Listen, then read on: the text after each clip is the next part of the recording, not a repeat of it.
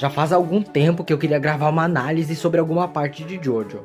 Inicialmente a parte 1 não era uma escolha, mas quando eu vi o tamanho das outras partes, eu parei e pensei, é melhor começar pelo começo. Por isso, nesse vídeo, vamos falar sobre Phantom Blood e dar o veredito oficial. É uma boa parte subestimada ou é mesmo a merda que muita gente diz ser? Nessa primeira parte do vídeo, eu vou falar sobre cada arco da história, analisando os eventos, o ritmo e citando as diferenças do anime pro mangá. Já na segunda, eu já quero focar em tópicos mais isolados, como o elenco de personagens, os temas, sistema de poder da série e etc. Enfim, eu acho que para uma introdução isso já tá bom. Então bora falar sobre o Sangue Fantasma. As diferenças do anime pro mangá de Phantom Blood já são visíveis desde o começo. Enquanto o mangá começa com um ritual azteca apresentando as funções da máscara de pedra, o anime corta essa cena e pula direto pro acidente da carruagem. As duas introduções funcionam, mas eu acho o ritual azteca mais impactante e o fato dele não existir na adaptação me incomoda. Depois disso, a obra segue mostrando a dualidade da vida do Dio e do Jonathan, reforçando os aspectos que viriam torná-los em quem eles são atualmente. O primeiro capítulo do mangá acaba na icônica chegada do Dio, e tá aqui um negócio que tu só vai encontrar em Jojo. Sério, qual o primeiro capítulo de mangá que tu lê que acaba com um cachorro levando uma bicuda? Sério, mano, o Araki é muito dodói dessa ideia. A partir daí, essa introdução se torna um tutorial do Dio de como infernizar a vida de alguém. É interessante lembrar que o anime cortou algumas passagens desse arco, como no momento em que o Dio rouba um relógio do Jonathan e um onde o Jonathan começa a chorar no quarto e ao olhar para o quadro da sua mãe, ele que tinha sido proibido de comer anteriormente, acha uma barra de chocolate. Também tem uma cena onde mostra o Dio indagando o George sobre a relação do Jonathan com o Danny, e daí nos é contado como os dois se conheceram, onde inicialmente eles não se gostavam, mas depois que o Danny salvou o Jonathan de se afogar, eles se tornaram melhores amigos. E isso mais pra frente se torna motivo pro Dio queimar o cachorro. Como vocês puderam perceber, a adaptação corta alguns eventos a fim de tornar a história mais direto ao ponto. Dessa parte, nada essencial foi cortado. Dá pra tu pegar a ideia desse primeiro episódio no anime, mas no mangá, o Dio é consideravelmente mais lazarento e as atitudes dele são mais bem exploradas. Inclusive, tem uma censura que rola nessa cena aqui, porque originalmente o Jonathan tá fumando um cachimbo ao auge dos seus 13 anos. Ao conhecer a Irina, a adaptação novamente faz uma versão um pouco mais resumida dos acontecimentos. Nada que te faça perder muita coisa, mas dá pra ver que desde o primeiro episódio, um dos objetivos da adaptação é realmente ser algo mais frenético. Esse arco inicial é muito bom pra te fazer sentir ódio do Dio, porque é isso, é ele importunando o Jonathan de todas as formas possíveis. E isso chega no ápice quando ele beija a Irina e tem a icônica cena do Kono Dio da. Aí o Jonathan não aguenta mais e desce a porrada no Dio numa sequência maravilhosa e muito satisfatória. Esse início captura bem a energia de toda a parte 1, os dramas exagerados, o conflito entre o puro bem e o puro mal, e tudo isso em volta de algumas bizarrices que irão puxar a história pouco a pouco pro sobrenatural. A adaptação corta vários detalhes a fim de conseguir terminar o primeiro episódio no fim da infância dos dois. Eu tenho minhas ressalvas, mas o elenco de voz de Jojo é o meu favorito de todos os tempos, e desde aqui tu já percebe como personagens como o Dio se tornam muito mais legais por causa disso. Dá pra explorar muito melhor o exagero, e o anime fez um bom papel em trazer um mangá dos anos 80 e conseguir adaptar o traço de forma fiel, mas mais atualizada para os moldes de 2012. O uso de cores é muito criativo e cria uma ambientação muito única para cada cena. São altos e baixos das duas versões. Eu, por exemplo, não gosto tanto do traço do Araki na parte 1, por mais que tenha sim bons painéis. Mas nesse primeiro episódio, eu acho o anime mais charmoso. 7 anos depois, em 1888... Então nós temos um grande time skip de 7 anos, que mais parecem que foram uns 15, porque tanto o Dio quanto o Jonathan simplesmente triplicaram de tamanho. Uma coisa que eu acho legal nessa parte de transição da história é que nós acompanhamos basicamente a visão tanto do Dio quanto do Jonathan em simultâneo. Nessa parte da história, depois do Jonathan descobrir que o Dio estava envenenando o pai dele, ele vai atrás de uma cura. E enquanto isso, a gente acompanha o Dio bêbado planejando matar o Jonathan com a máscara de pedra. Uma coisa que eu gosto muito dessa parte no anime é a estética esverdeada da Ogre Street. A batalha contra o Speedwagon é simplesmente linda. Sério, mano, ver esse cara lutando com a porra de um chapéu é algo magnífico. Essa parte é importante para exemplificar como o Jonathan de agora já tem seus ideais de cavaleiros melhor estabelecidos. E é simplesmente tosco como o Speedwagon vê isso e simplesmente se apaixona perdidamente pelo Jonathan. E a partir daqui, os dois são simplesmente best friends forever. Enquanto isso, eu gosto bastante da cena do Dio bêbado em meio às ruas. Eu gosto como ele começa a perceber a sua fraqueza e começa a se ver como seu pai, que é provavelmente a pessoa que o Dio mais odeia no mundo. A partir daí ele simplesmente mata um vagabundo que andava por aí, descobre que a máscara de pedra dá um poder extraordinário, e então nós temos a grande batalha. Aqui eu quero entrar num mérito que o pessoal fala que a parte 1 foi feita para ser tosca, mas eu discordo em partes. Cenas como essa, eu não vejo elas sendo feitas para serem engraçadas, toscas. Eu definitivamente não me emociono porque é muito exagerado e eu não tenho nenhuma conexão com o George para poder achar bonito essa herança de legado entre ele e o Jonathan. Então essa é uma parte que eu fico até meio confuso de opinar, porque eu não sei direito nem como eu me sinto sobre isso. No mangá eu sinto bastante que é para ser algo bonito e é ruim. Mas no anime parece que eles exageram tanto no drama e na atuação de voz, que a forma que a cena é conduzida faz parecer que é pra ser tosco mesmo. E eu não falo que isso é um problema da adaptação, ela tá seguindo o mangá como devia, mas eu não sei como opinar sobre essa cena, sabe? Ela é tosca, ela tem significado, mas o significado é ruim, tá ligado? Enfim, vamos prosseguir, porque a gente tem mais uma luta do Jonathan contra o Dio, que é legalzinha.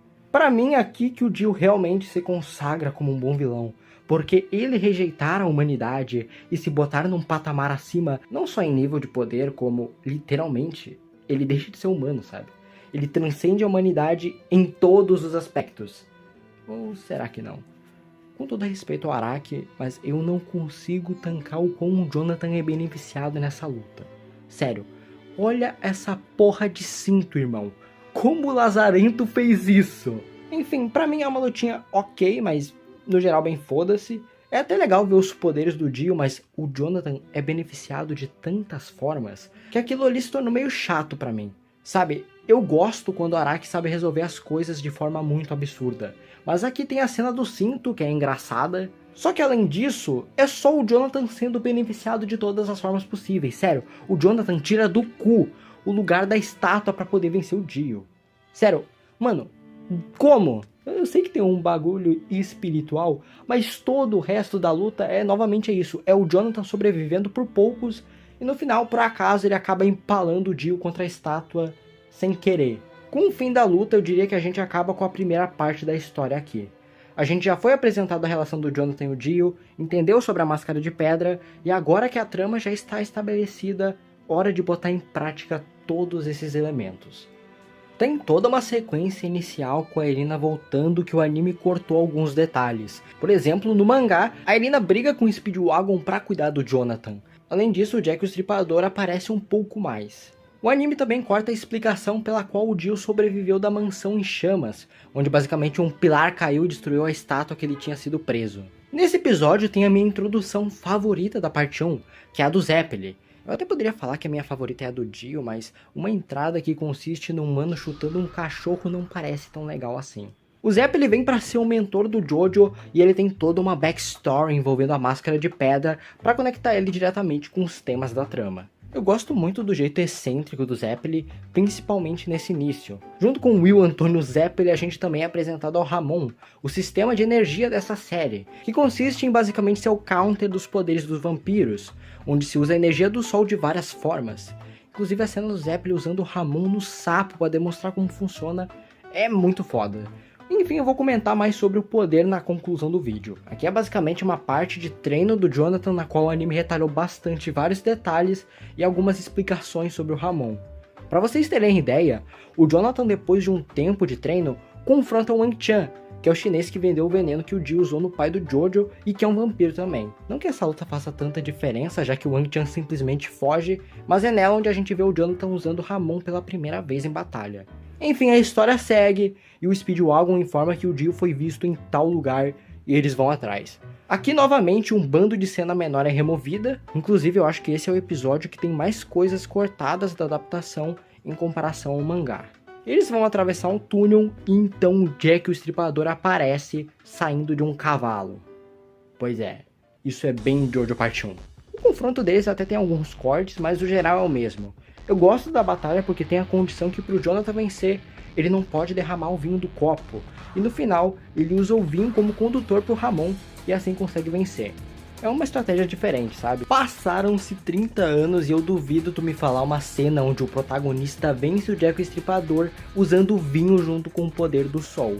Agora começa a porradaria franca, meu amigo. Só que antes disso, eles conhecem esse moleque, que com certeza tem muita importância pra história, né?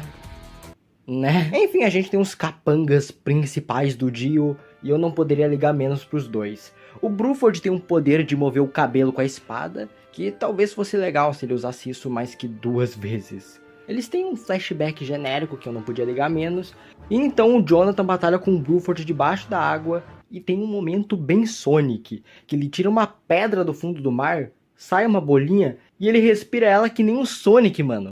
Aliás, eu já ia me esquecendo, mas é nesse episódio que tem a máscula cena do Speedwagon descongelando o braço do Zeppeli com o tanquinho dele. O Jonathan mete um golpe de Ramon debaixo da água, e então a gente tem o primeiro beatdown de Jojo, e também o único da parte 1. Eles tentam fazer todo um drama foda, com o Bruford tendo um bom coração e reconhecendo o Jonathan, mas esse é mais um dos dramas que eu simplesmente não compro, porque eu recém conheci esse boneco. Sabe, ele mal lutou com o Jonathan e tá aqui. Olha que cena linda do Jojo herdando a espada do Bruford. Inclusive vai um detalhe aí. Na adaptação eles cortam uma cena que o Tarkus destrói a armadura do Bruford e ela é arremessada pra cima do Zeppeli e machuca ele. Outra cena cortada é o Tarkus matando uns habitantes aleatórios enquanto o Jojo e o Zeppeli estão lá, fazendo pose. Aqui a gente chega na dramática morte do Zeppeli, que eu até gosto, pra ser sincero. Eu acho maneiro ele simplesmente aceitar o destino dele e seguir querendo cumprir o propósito que ele tem. Normalmente em Shonen a gente vai ver o cara indo contra o destino. Aqui o Zeppeli não faz isso. Inclusive essa cena deles planando usando o Ramon nas folhas é foda, tá?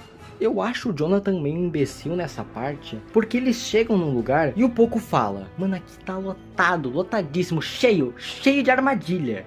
E sabe o que o Jonathan faz? Ele entra no lugar no maior foda-se. E adivinha? Ele é pego numa armadilha.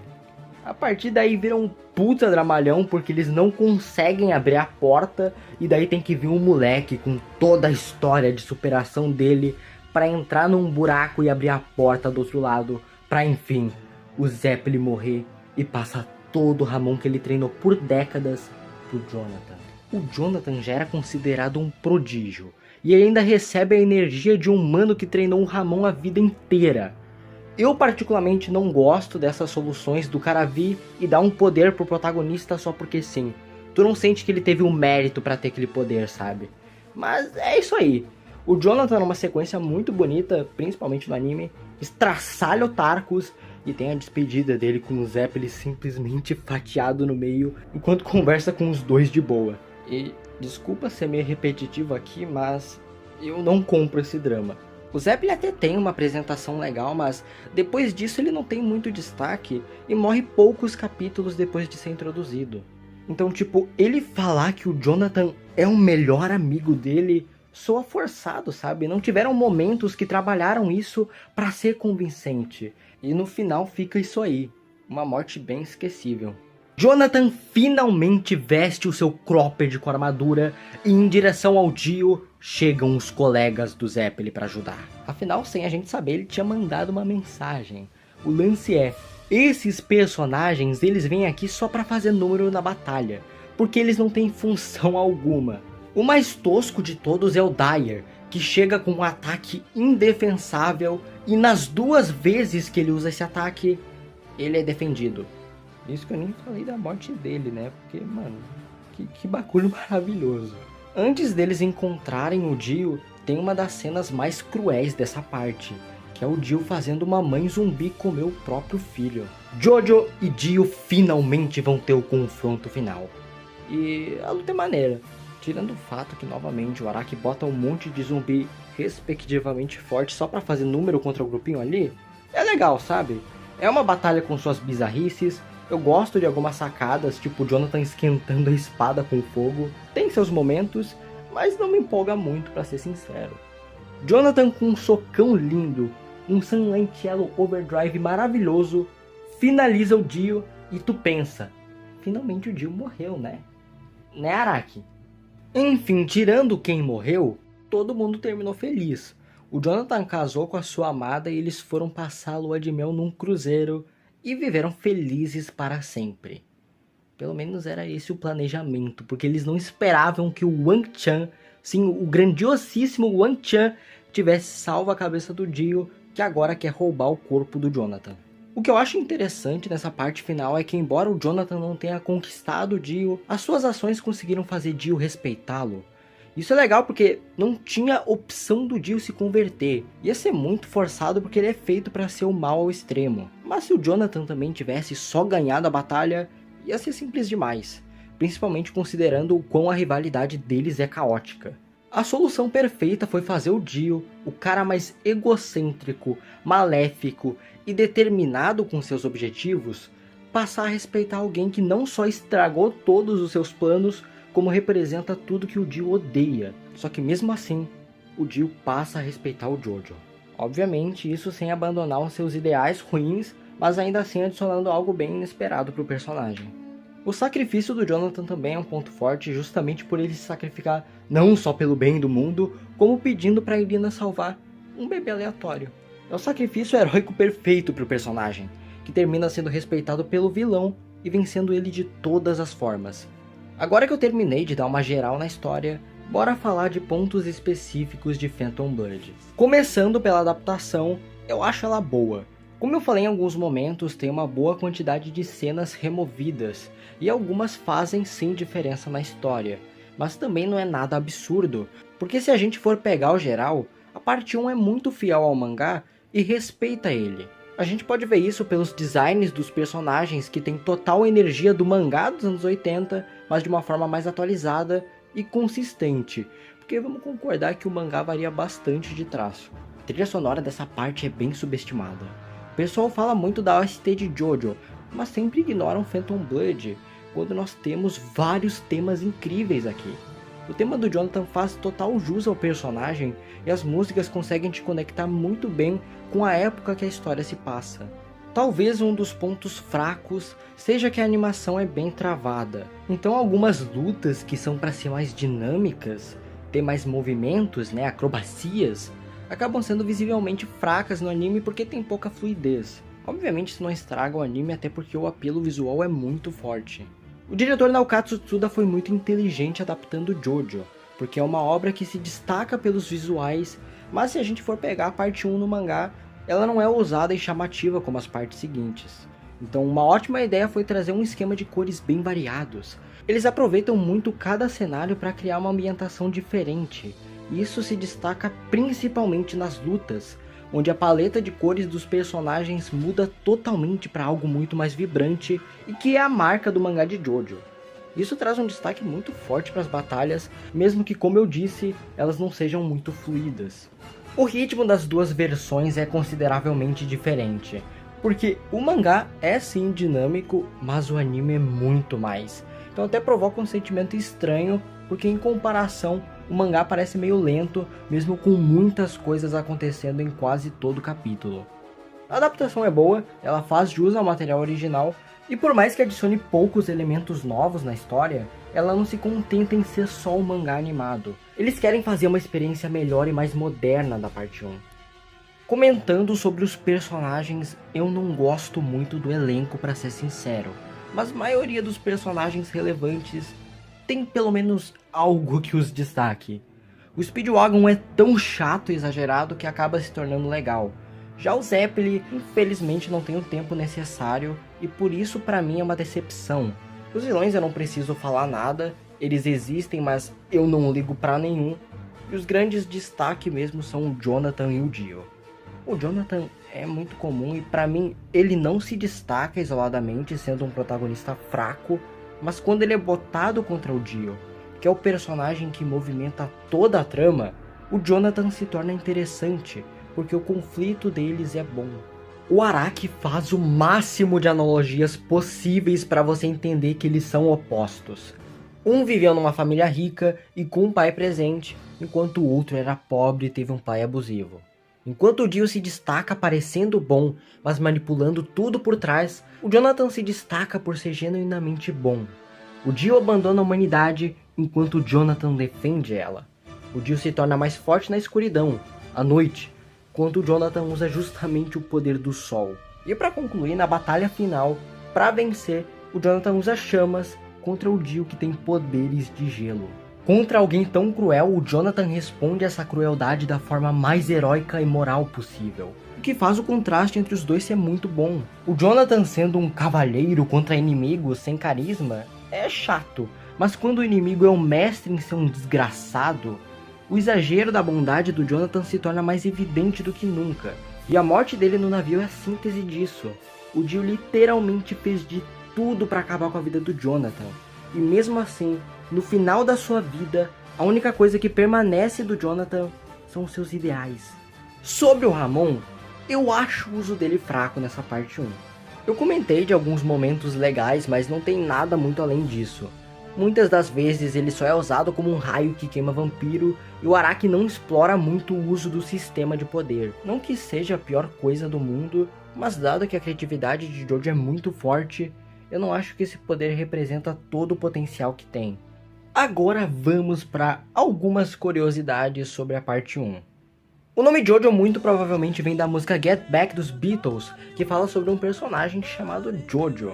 O nome do Speedwagon vem de uma banda chamada Real Speedwagon. E o Dire Straits vem da banda Dire Straits. Sim, o Araki só dividiu o nome da banda e pronto, 2 personagens novos. Jojo tem várias semelhanças com Drácula, sendo os dois histórias ambientadas no fim do século XIX, que tem protagonistas chamados Jonathan, que contrapõem o vampiro, que é a cara da história. O jornal que o Speedwagon lê no capítulo 41 mostra uma citação a Alice no País das Maravilhas. Bem, essas foram as curiosidades rápidas de Phantom Blood. No final das contas, e apesar dos pesares, a parte 1 é legal. Pra mim é sim a pior parte de Jojo, mas analisando e tendo em vista a experiência de alguém que leu o mangá 2 vezes e viu 3 vezes o anime, eu gosto dessa parte.